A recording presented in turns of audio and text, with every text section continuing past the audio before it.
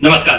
तो आज की हमारी कहानी है एक साधु और उसके चेले की। साधु और उसका चेला जो है वो बरसात के मौसम में किसी एक जगह रुक जाते हैं। साधुओं के लिए जो नियम होता है बरसात के मौसम में यहाँ वहां सफर न करना, तो उसी नियम के तहत वो लोग अपने आश्रम में अपने पहाड़ पर एक रुके हुए थे, वहां ठहरे हुए थे। और बरसात जब खत्म होती है तो दोनों साधु और उनका चेला जो होता है वो लोग वहां से उतर करके और आगे अपनी यात्राओं पर चलते हैं। साधुओं के लिए नियम होता है ज्यादा समय तक एक जगह रुक भी नहीं सकते।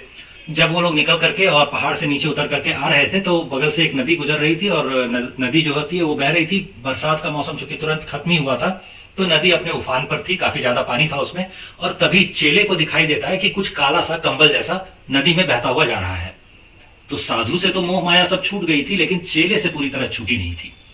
तो चेला जो होता है वो देखता है उसकी तरफ और कहता है, महाराज देखिए वो कंबल जो बहा जा रहा है, मैं तैर के जाता हूँ, कंबल ले आता हूँ, वो हम लोग के किसी काम आ जाएगा। साधु कहते हैं ठीक है चलो, अगर तुम्हारा मन है कंबल ले लेने का तो जाओ तैर के और ले आओ कंबल। चेला कूदता है, तैर करके कंबल के पास पहुंचता है। लेकिन समस्या यहाँ पे ये खड़ी हो जाती है कि असल में वो कोई कंबल नहीं था, कोई भालू था, किसी तरह से नदी में गिर गया था और बहा जा रहा था।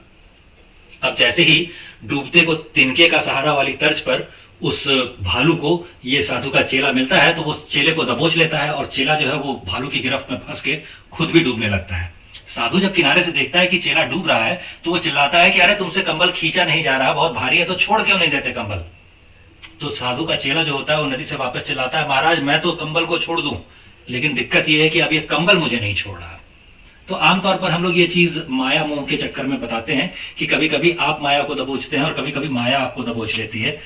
लेकिन ये जो कहानी है ये बहुत सटीक बैठती है कांग्रेस और कांग्रेस के युवराज पर। कभी कभी जो है वो जो नेता थे कांग्रेस के, उन्होंने ये सोचा होगा कभी ना कभी कि नेहरू गांधी परिवार के इस चश्मो चिराग का जो है सहारा लेकर के हम अपनी वैतरनी, जैसे बछड़े की पूंछ पकड़ के वैतरनी पार कर ली जाती है, वैसे ही हम लोग है वो वैतरनी पार कर जाएंगे। लेकिन हुआ ये कि अब जो है वो ऐसे चंगुल में फंस गए हैं कि खुद भी डूबने लगे हैं। लेकिन समस्या ये है कि पहले उन्होंने कंबल को पकड़ने की कोशिश की थी और अब कंबल ने उन्हें दबोच रखा है, तो छूट भी नहीं पा रहे, डूबना तय है।